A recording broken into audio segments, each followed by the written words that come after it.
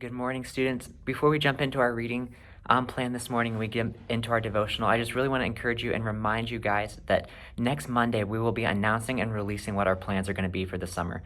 We are so excited to share with you the things that we have been working through and planning through, and we really think that this is going to be an incredible summer, even if it looks a little bit different than what it's been in the past. So be sure to tune into the devotional next Monday morning, because that's when Casey and I will be announcing what the plan for next summer will be, and the many great things that we have in store for you guys. So today in our reading plan, we are going to be in John chapter 12, and I want to take a moment to highlight verse 26.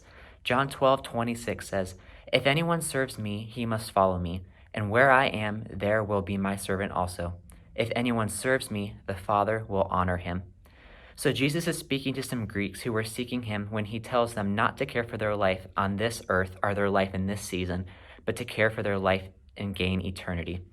Jesus follows by saying that to serve him, we must follow him.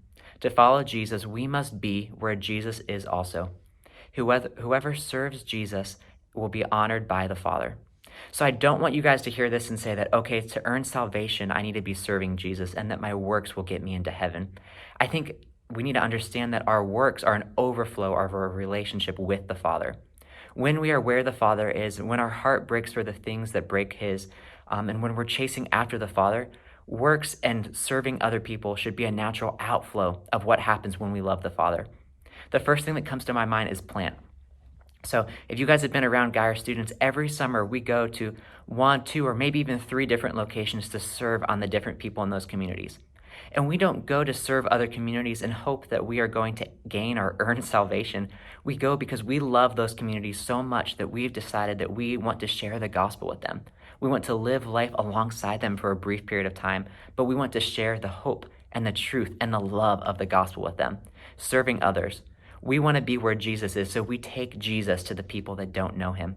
So I think for us today, that means that we need to submit and follow Jesus in order to serve him.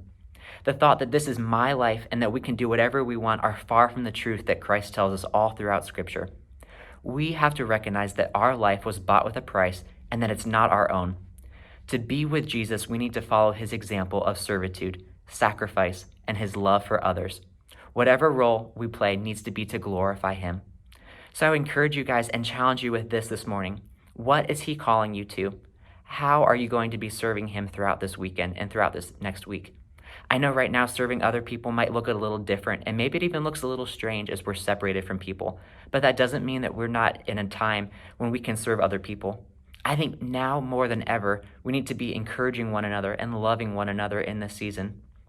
Maybe that's baking cookies and dropping them off at a neighbor's doorstep, or chalking somebody's driveway with an encouraging message. You and I have an opportunity to love on, to serve, and encourage other people.